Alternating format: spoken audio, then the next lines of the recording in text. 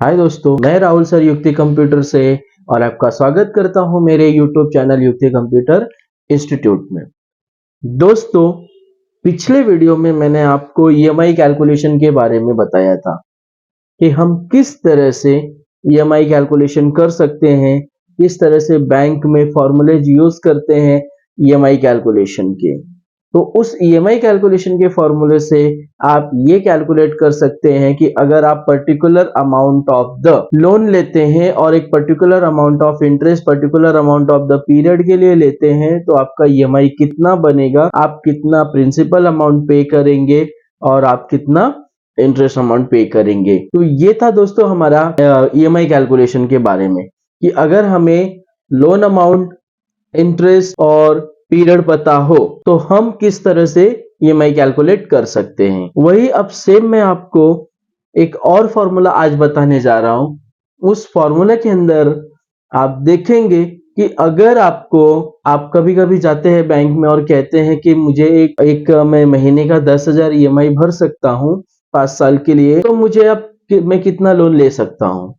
पहले बैंक आपका सैलरी पूछती है, सैलरी से आपका एक्सपेंस पूछती है, तो उस पर्टिकुलर चीज के लिए फिर बैंक आपको ऑफर करती है कि देखिए आपकी सैलरी इतना है, आप इतने अमाउंट साल के लिए लोन लेना चाहते हैं, तो आप इतना ईएमआई आपका बनेगा अगर आप इतने अमाउंट का लोन इतने पीरियड के लिए लेना चाहते हैं। तो देखिए दोस्तों, ये जो हमारा फॉर्मूला है ना, वो पिछले से अलग है। पिछले से अलग क्या है कि पिछले फॉर्मूले में हमें लोन अमाउंट पता था, रेट ऑफ इंटरेस्ट भी पता था और कितने पीरियड के लिए ले रहे वो भी पता था, सिर्फ हमें ईएमआई कैलकुलेट करना था। अब हम रिवर्स जा रहे, रिवर्स ये जा रहे कि हमें रेट ऑफ इंटरेस्ट पता है, हमारा टेन्योर पता है, ईएमआई पता है, हम कितना लोन ले सकते हैं। और ये भी बहुत ज्यादा जरूरी होता है। कभी कभी जब हम प्लानिंग करते हैं हमें कि अब एक पर्टिकुलर अमाउंट पर्टिकुलर पीरियड के लिए पर्टिकुलर अमाउंट हमें लोन लेना चाहिए क्या, तो सबसे पहले हम देखते हैं कि हमारा जो सैलरी है उस सैलरी से हमारा सेविंग कितना हो रहा है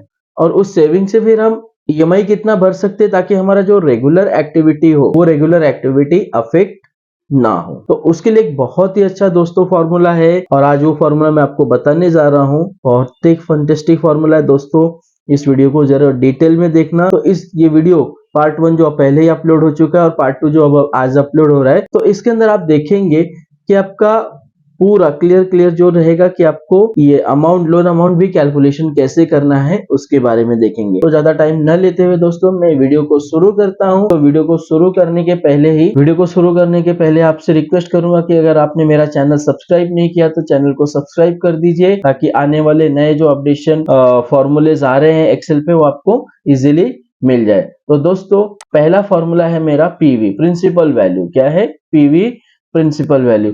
तो आप ये देखेंगे हमारा ये पीवी प्रिंसिपल वैल्यू, इस प्रिंसिपल वैल्यू का फॉर्मूले के लिए मैं एक ले लेता हूं कि मैं जो इंटरेस्ट भर सकता हूं वो है मेरा 9.5% या 9% ले लेते हैं, 9%।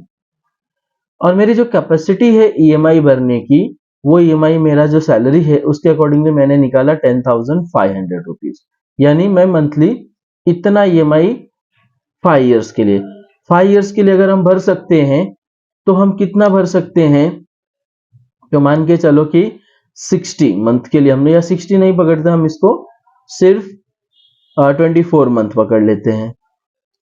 ठीक है, 24 मंथ के लिए। अब मैं चाहता हूं कि मेरा लोन अमाउंट, तो मुझे कितना लोन मिल सकता है वो देखना है। तो मुझे इक्वल टू पीवी, पीवी जैसे है तो मैंने रेट, तो ये लास्ट वीडियो में मैंने डिस्कस किया था दोस्तों कि जो रेट होता है हमारा वो ईयरली होता है, तो मंथली में कन्वर्ट करेंगे।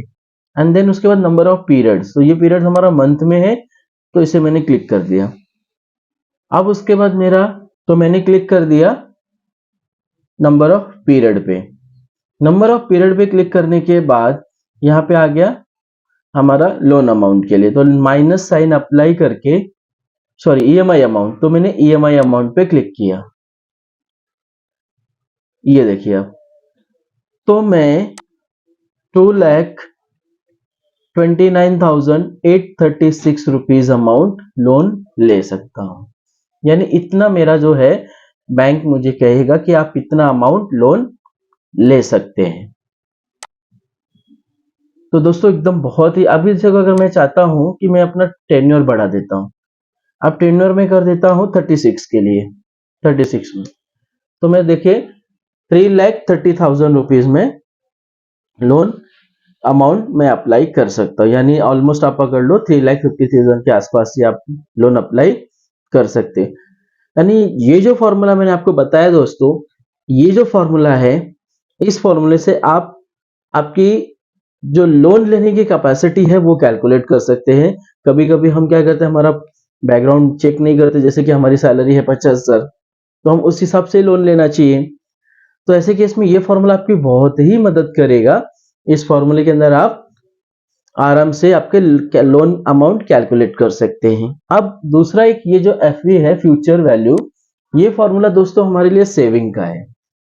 अब सेविंग मतलब क्या होता है, कभी कभी हम लोग सेविंग में इंटरेस्ट लेते हैं, जैसे हमारी 50,000 सैलरी है तो हम चाहते हैं कि हमारा मंथली जो एक सेविंग में जाए, हम उसको सेव करें। तो अगर मैं कोई फिक्स डिपॉजिट कर रहा हूँ 5 साल 10 साल के लिए, तो उसके बाद मुझे कितना अमाउंट मिलेगा वो कैलकुलेट करने का काम हमारा ये फ्यूचर वैल्यू का फॉर्मूला करता है। तो आप देखेंगे, तो सबसे पहले मैं इसमें इंटरेस्ट ले रहा हूँ, नियर बाई अगर हम फिक्स का लेते तो 7% के आसपास रहेगा, ये वैल्यू आप चेंज होती रहती है। और मंथली में 10,000 रुपीज सेव कर रहा हूँ, और 10,000 पीरियड ये में 5 ईयर 60, या 60 के बजाय समझ लो कि मैं इसे 10 ईयर्स की ले रहा हूँ। कितना, 10 ईयर्स, तो 120 मंथ हो गए। अब मैं फॉर्मूला अप्लाई करता हूँ, तो देखियो equal to F V bracket open rate, again rate हमारा यही, divide by 12 comma number of period 120 और पीएमडी। अगेन हमारा हम देखते हैं कि माइनस साइन अप्लाई करके, तो देखिए आप यहाँ पे 17 लाख के ऊपर आपका जाएगा, यानी आपको इंटरेस्ट कितना मिल रहा है अगर आपको ये देखना है तो कैसे करेंगे, इक्वल टू इंटरेस्ट का देख रहे हैं 10 इंटू 120 इक्वल टू जो हमें फाइनल वैल्यू मिलने वाला है, देखिए हमने कैलकुलेट कर दिया है, ये 120 इंटू 10 12 लाख है। अभी हमें इंटरेस्ट कितना मिल रहा है, तो माइनस ये करेंगे जो हमारा टोटल हमने पे किया है, यानी 5 लाख रुपीस के आसपास हमको इंटरेस्ट मिल रहा है। तो दोस्तों ये देखिए, ये फॉर्मूला है जो एफयू हमारा सेविंग कैलकुलेशन के काम आएगा, और प्रेजेंट वैल्यू से हम अपनी लोन कैपेसिटी कहेंगे। जैसे कि मैंने आपको दोस्तों कमिटमेंट किया था कि हमारा ये फर्स्ट पार्ट हो गया और ये सेकेंड पार्ट, तो ये हमारा फाइनेंशियल फॉर्मूला है दोस्तों। आप इस फॉर्मूले को देखिए, इसकी प्रैक्टिस करिए, और डेफिनेटली आपको ये, अगर आप बैंकिंग सेक्टर में जॉब करते हैं तो भी बहुत काम आएगा।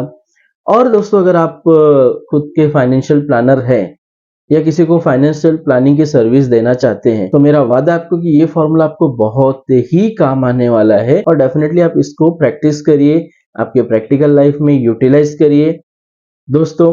तो आज जो हमारा फाइनेंशियल फॉर्मूले का था उसका सेकेंड वीडियो यहाँ पे हमारा कंप्लीट होता है। और दोस्तों अगले वीडियो में मैं आपके लिए कुछ खास फॉर्मूले लेके आ रहा हूँ एक्सेल के लिए, तो इसीलिए अगर आपने हमारे चैनल को सब्सक्राइब नहीं किया है तो आप सब्सक्राइब कर लीजिए और बेल आइकन भी दबा दीजिए, ताकि जो हमारे नए नए वीडियोस आए उसकी नोटिफिकेशंस आपको मिलती जाए। तो दोस्तों मिलते हैं अगले वीडियो में कुछ नए फॉर्मूले के साथ। Thank you.